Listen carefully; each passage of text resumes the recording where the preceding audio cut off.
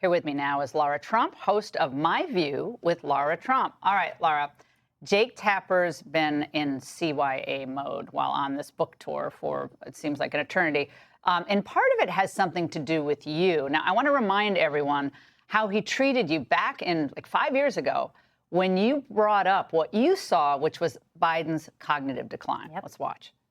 What we see on stage with Joe Biden, Jake, is very clearly a cognitive decline. Okay. That's what I'm referring to. It makes me uncomfortable you have to watch somebody on stage search for it's so amazing. It's so amazing to me that try and figure out an answer. A cognitive decline. Well, when you're trying to tell me that what I was suggesting was I think that you were mocking his stutter. Yeah, I think you were mocking his stutter, and I think you have absolutely no standing to diagnose somebody's cognitive decline.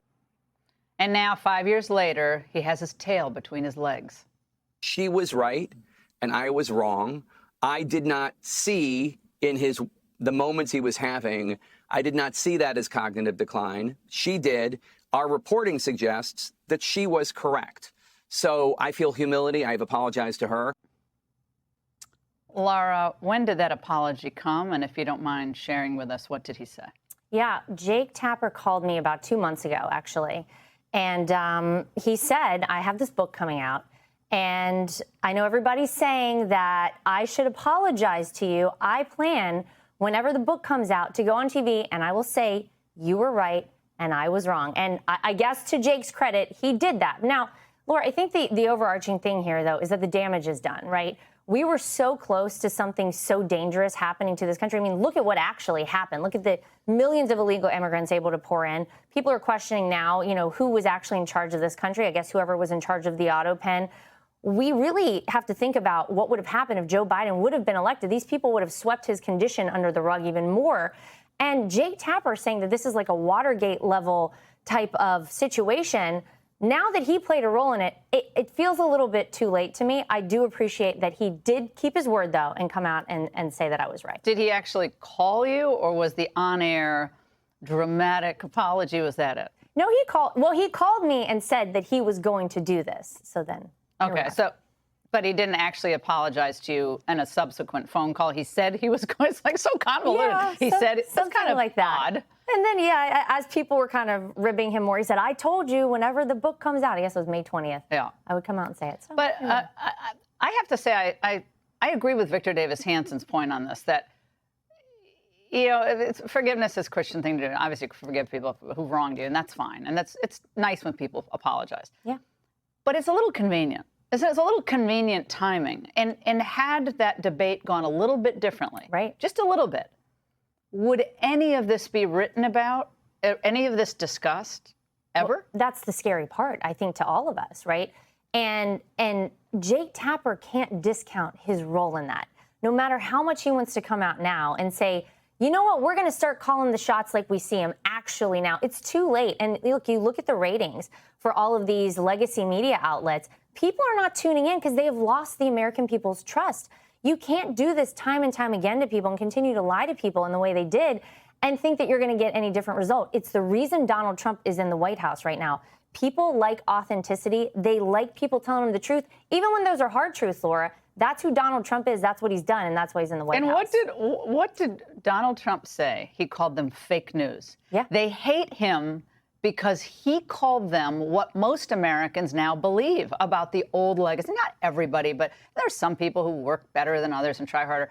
But overall, the hatred and loathing toward your family and to Donald Trump for the last 10 years has been astounding, and they wanted him in jail. Yeah. And he was almost killed twice during this fury that they helped build up. We should discuss that as well, because this hatred toward Trump also brought the violence in. It did. And I think this is what happens when you start exposing people, right?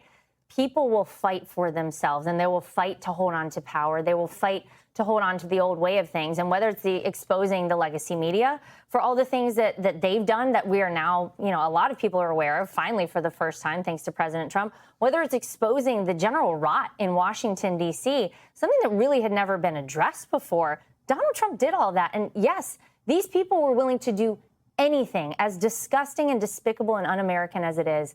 that was the path they were willing to take. And I'm just so grateful to the American people. They saw better of things and they understood better, and they voted President Trump back in for a second term. Now, Scott Pelley did attempt to say in this graduation speech, before he went on to the diatribe, that he did respect people's opinions. I think we have the soundbite. Let's watch.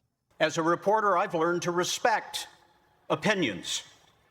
Reasonable people differ about the life of our country.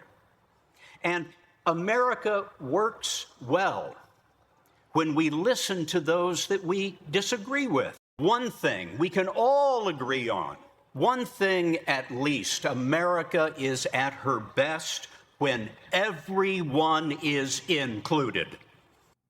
I don't even know what that means. So, first of all, he wasn't thrilled with any conservative being at CBS. I can tell you that right now, and nor was most people there. But do you buy that? I mean, is that just window dressing to cover what he's about to say about, obviously, implicitly about Trump? No, of course no one buys that. I mean, this felt like a big moment for him. Like, someone gave him a podium and a microphone, and since he hasn't been very relevant, he was going to seize this moment.